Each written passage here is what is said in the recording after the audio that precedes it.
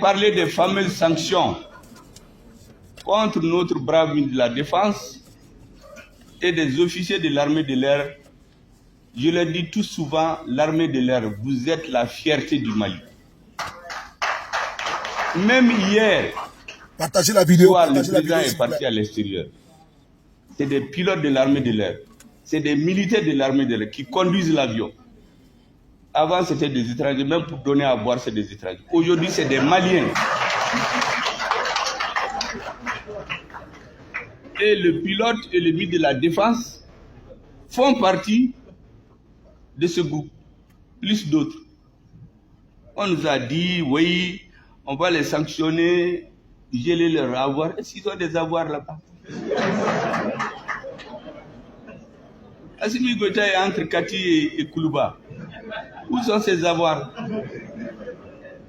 Il a demandé à aller chez qui? Mais ils sont habités une catégorie de cadres.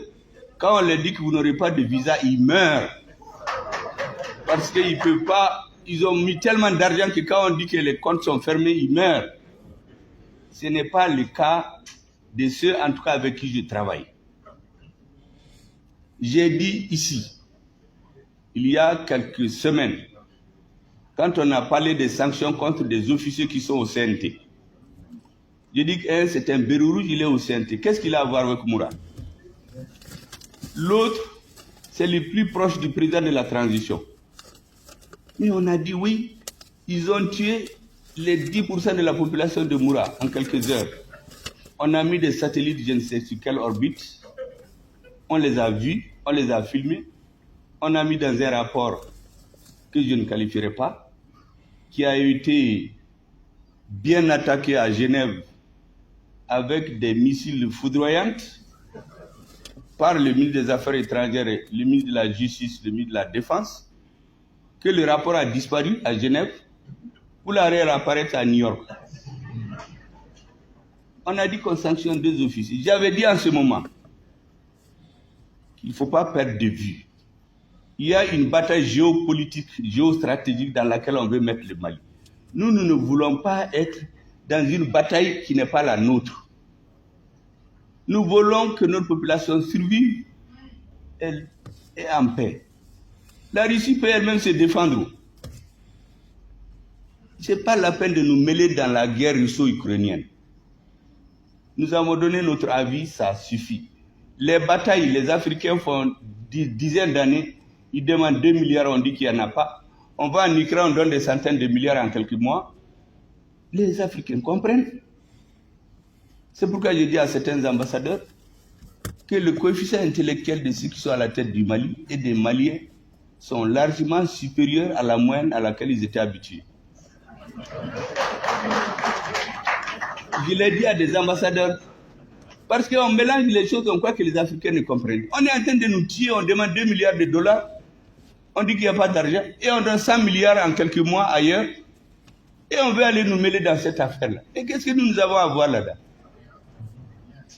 Mais la technique, on isole ces deux officiers, on les salit. C'est comme quand les fauves chassent en meute. Ils voient le troupeau, ils isolent une ou deux proies, ils les abattent. Quand c'est fini, ils s'occupent des autres. Ils croient qu'ils les ont abattus. Je leur ai dit qu'ils ne les abattront jamais parce que nous n'abandonnerons jamais nos officiers et notre armée.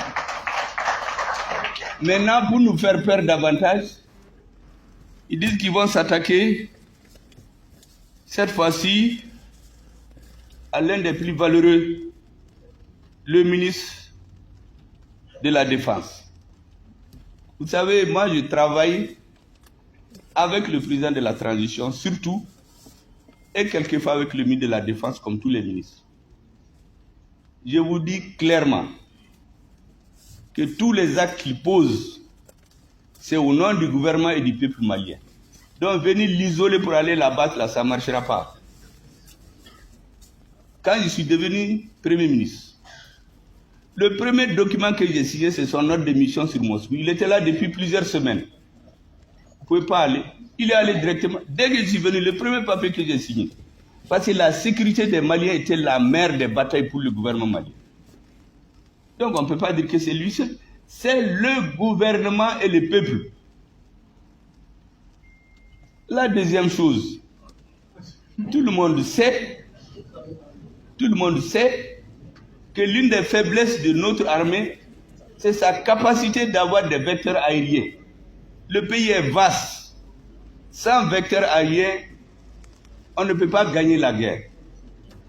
On nous a privés de tout. En Délimane, il y a une base financée par la MINUSMA, construite par Barkhane, dans le désert, en Délimane. On fait la base et on oublie, entre guillemets, de faire un forage. Sachant que dans le désert, le premier besoin de l'homme, c'est l'eau avant les autres aliments. Les soldats n'ayant pas d'eau sortent pour aller dans les puits des villages voisins, des hameaux voisins. Les terroristes les guettent, ils les scrutent. Un jour, ils tombent sur eux, ils les assassinent tous. Des bargons d'eau, des barriques d'eau, à leur place, on met des explosifs. On met les tenues des soldats. On va rentrer dans le camp. Tous les soldats sont morts. Ceux qui ont résisté, ils ont fait 7 heures de temps à se battre. Aucun de nos partenaires n'a osé donner son avion. Ils disent qu'ils ne sont pas venus pour se battre. Celui qui doit donner l'ordre que l'avion amène des renforts a refusé. Tous les soldats sont morts. Qu'est-ce qu'on a fait? On a fait une fosse commune, on les a enterrés. On amène quelques sommes, on pleure et la vie continue.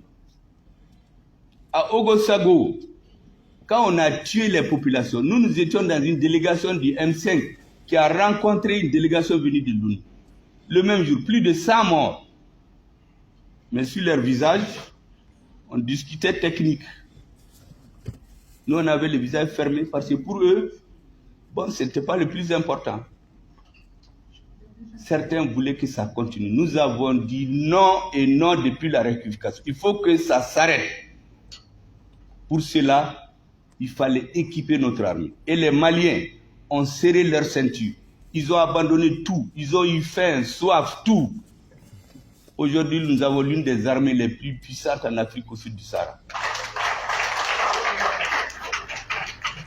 Les terroristes aujourd'hui, je l'ai dit en paraphrasant un homme politique français, c'est notre armée qui terrorise les terroristes. Tous leurs camps ont été détruits. Toutes leurs bases logistiques. Qu'est-ce qu'ils font? Ils font des petits groupes. Ils tombent sur des villages de 5-6 personnes. Ils tombent sur des cibles molles. Mais qu'ils patientent, que les Maliens patientent. Le gouvernement de la transition avec le colonel Assimi Goïta à sa tête, chef suprême des armées, et le ministre de la Défense, Sadio Kamara, et ses collègues, Inch'Allah, on va mettre fin à cette situation. Inch'Allah.